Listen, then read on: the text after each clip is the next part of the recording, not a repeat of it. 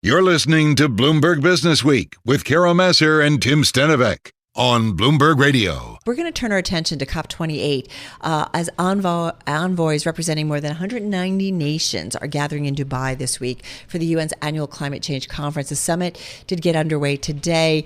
And just among those issues, green hiring. I didn't know, but yeah, I guess it makes sense. This is a thing, Carol. Right? Businesses are hiring, are using green hiring to hire environmentally friendly employees. Companies looking to, seek initiatives to transform sustainability and climate change. And I guess they want a certain type of worker. That's true. And there's another issue emerging in this, and it's called green ceiling, Carol. So where 9 in 10 women lack a single green skill or green work experience, according to some data from LinkedIn. So even though women are joining the green talent ranks at a faster rate than men, progress isn't as close enough when it comes to the gender in these skills gaps. It's a gap story here. We've heard before. All right, so joining us now with some depth on the subject is Sue Duke. She's Vice President of Global Public Policy and Economic Graph over at LinkedIn. She joins us on Zoom from Dublin, Ireland. So great to have you here with us, Sue. How are you? And talk to us a little bit about green skills and green hiring. It's great to be here. Thank you so much for having me. Workers going green and jobs going green has been a very consistent and growing trend on our platform. And over the past year, even while hiring in the broader economy has slowed down, we've continued to see that trend speed right up as workers with green skills are in demand and being hired at a much higher rate than workers who don't. Can you tell me what green skills are, though? Go take a step back for me, because I'm like, why are those different than skills in general? Great question. A green skill is a skill that's either taking pollution out of the environment or conserving natural resources. So think of a skill like sustainable design. That's a great example. Sustainable design is a skill that's being used across a whole host of green jobs, but it's also a skill that we see showing up in a host of traditional jobs. It's being used by construction workers, interior designers, park managers. So we see these green skills that are focused on making economic activities more sustainable, being used not just in green jobs per se, but in a whole host of traditional jobs as well. So how do you actually acquire green skills? What we are seeing, as you said, is that workers moving into this space typically have some kind of green experience or green skill. Often they're coming from a STEM background, a science, technology, engineering, or maths background. And that's, of course, because a lot of the green economy is focused on the fundamentals of maths and science. What we need is to help workers acquire these skills.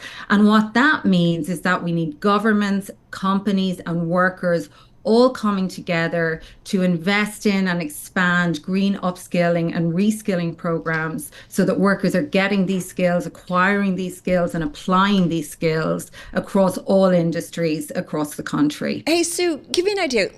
I love, LinkedIn. There is so much data and information that I'm sure you guys see on a regular basis, on a daily basis. So when it comes to green jobs in general, I'm curious, can you give me an idea of how many jobs that are posted or that you see or that you see talked about or people with profiles?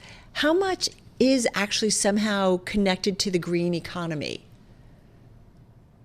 What we see is that the green economy, so the green renewable energy economy, that is growing very, very significantly. So we have seen that renewable energy sector grow its share of workers over 26% in over the 26 countries that we've studied for this particular report over the past number of years. So growth there is very, very strong, very sustained, and we fully expect that to continue. There is then the rest of the economy. Mm-hmm. And that is also a space that needs to transition to net zero.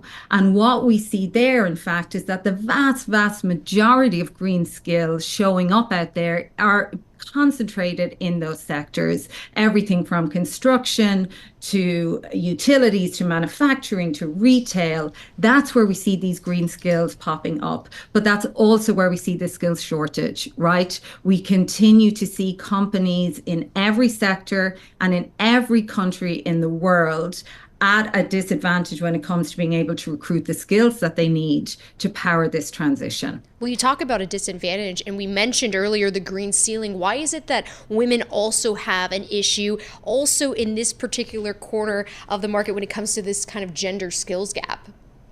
Yeah, you're absolutely right. We see a very significant gender gap opening up when it comes to this transition. And just as worrying, we're actually seeing that gap grow over the past number of years. We look at when it is that workers are transitioning into these kind of roles. And one of the drivers for this gap is that often, as I said, workers are coming from a STEM, from a science, technology, engineering, and maths background. And women, as has been well documented, are often on the back foot and are at a low representation when if in those careers. And we're seeing that flow through to these green jobs. And the second piece goes back to the green economy, those green renewable energy economy that you spoke to. And there, once again, women are on the back foot and have historically been very strongly underrepresented in those kind of industries. So there's a big gap to be made up there as well. Wait, so help me out. So is it just a case of women are not getting the education and the skills, or is it they're not learning on the job? What is it that is creating that gap? Is it start with education and not enough women still in STEM, which we talk a lot about here at Bloomberg? That's certainly part of the driver, that workers with a background in STEM are finding it much easier to transition into these roles, and therefore women who have a lower representation in those kind of backgrounds in turn are finding it more difficult to transition into the green economy. But it's also exactly as you say, it comes back to this green skills issues, both for men and for women.